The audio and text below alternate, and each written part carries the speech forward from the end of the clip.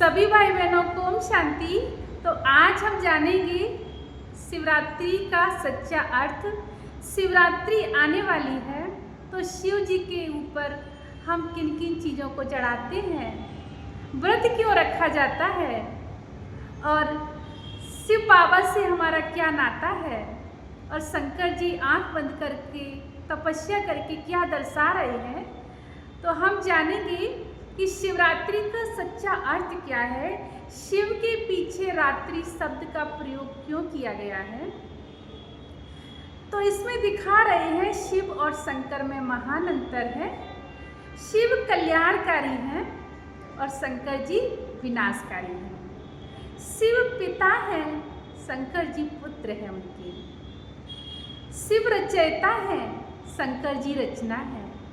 और कैलाश पर्वत पर शंकर जी आंख बंद करके तपस्या में बैठे हैं, तो वो किसका ध्यान कर रहे हैं। अगर ये दोनों एक ही हैं तो बताइए किसका ध्यान कर रहे हैं।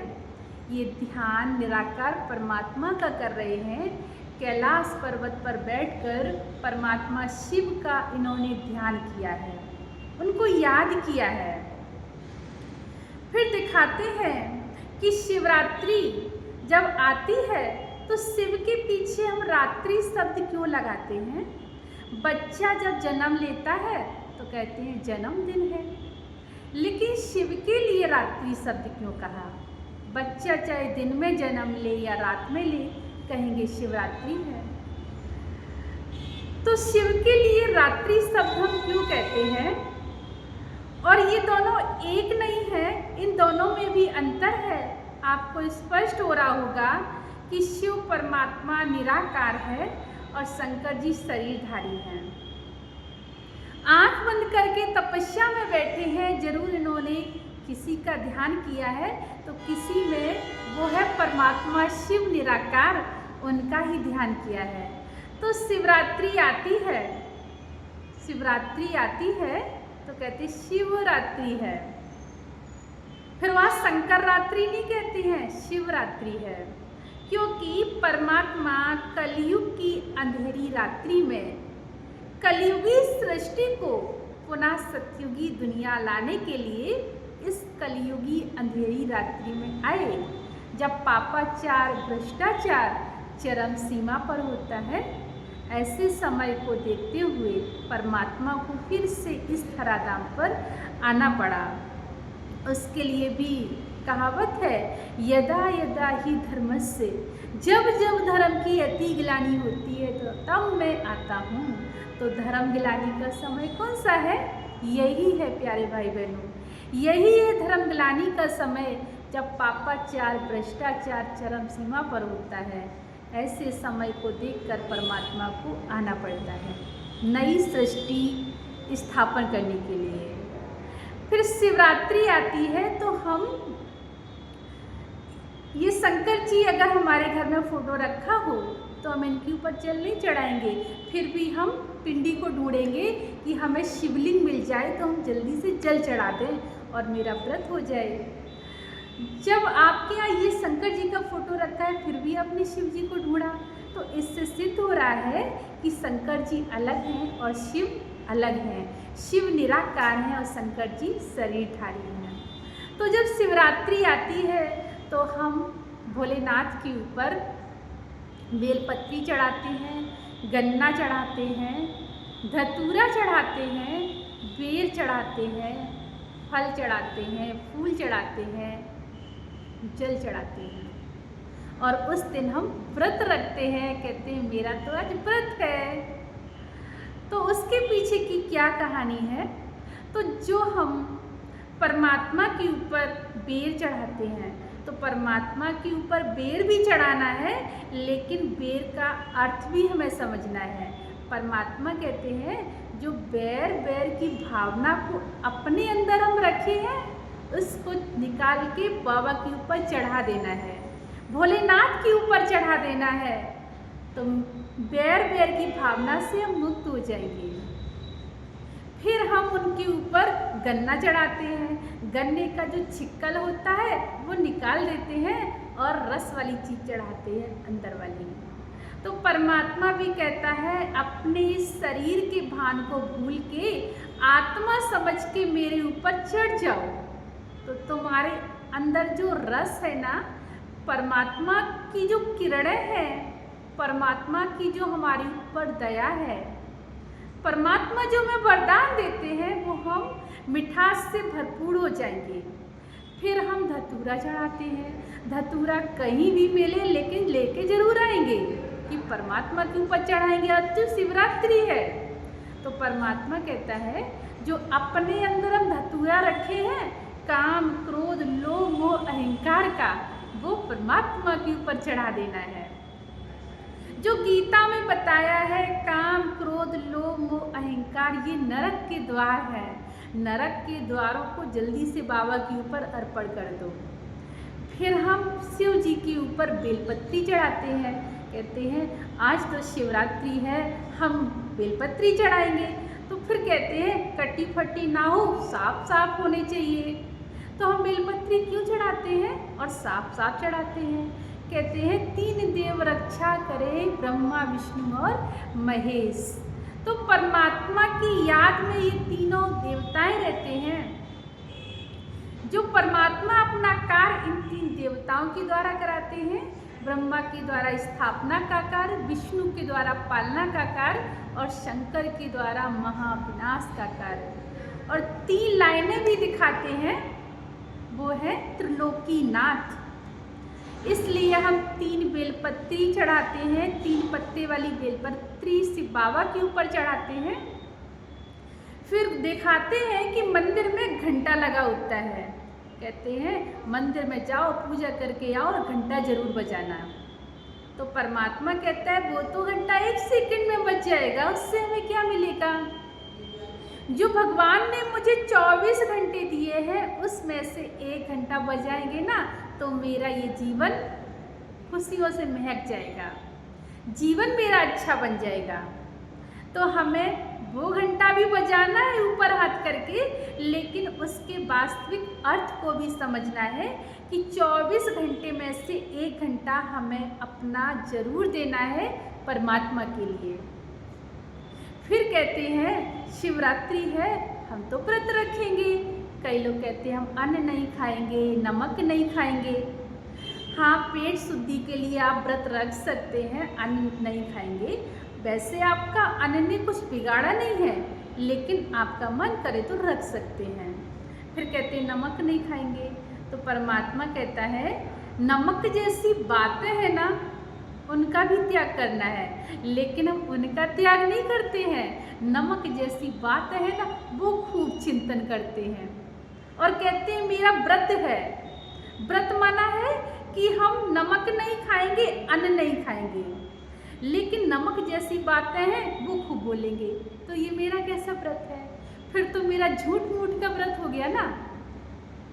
तो जो हमने नमक और अन्न का त्याग किया है उस दिन के लिए, तो परमात्मा कहता है नमक जैसी बातों का हमें चिंतन नहीं करना है। और फिर हमारे अंदर क्या चलता है? आज शिवरात्रि व्रत है तो सुबह होते ही बढ़िया चटपटी चीज़ बनाएंगे जिससे मेरा व्रत खुल जाए, मन अच्छा हो जाए। अब बताओ, आपका मन नमक में लगा है, उन व्यंजनों में लगा है, लेकिन हमने व्रत रखा है कि शिव बाबा के लिए व्रत मना होता है, परमात्मा के पास मेरा मन लगा रहे, हमने प्रतिज्ञा ली है। तो सच्चे अर्थों में मेरा मन परमात्मा के पास हो, हमने प्रतिज्ञा ली है, मेरा व्रत है, नमक का त्याग करेंगे। नमक जैसी बातें हैं ना, उनका भी त्याग करना है, तब होगा मेरे सच्चे अर्थों में शिवरात्रि व्रत। और उन बातों को हम भूल जाते हैं, लेकिन बस यूं ही झूठ मूठ कहते रहते हैं शिवरात्रि है। तो हमें नमक जैसी बातें हैं उनका भी त्याग करना है, तब परमात्मा की कृपा दया मेरे ऊपर बरसती है, तब होगी मेरी सच्ची शिवरात्रि। तो शिवरात्रि में कहते हैं परमात्मा कलयुग की अंधेरी रात्रि में आते हैं और पुनः सतयुगी नई दुनिया का हमें ज्ञान देते हैं। तो उसके लिए हमें अपना संबंध उस परमात्मा से जोड़ना होगा। तो संबंध हम कैसे जोड़ेंगे? फिर दिखाते हैं कि शिवलिंग बनी है और अर्गा है और बिंदु बनी रहती है बीच में। परमात्मा कोई इतना लंबा चौड़ा नहीं है। दिखाते हैं कि चित्रकार ने उनको एक आकार दे दिया कि पुजारी लोग जल चढ़ा सकें। जितने भी पुजारी लोग होते हैं वो शिव बाबा के ऊपर जल चढ़ाते हैं, और जितने भी ऋषि महात्माएं होते हैं वो एक ज्योति को याद करते हैं।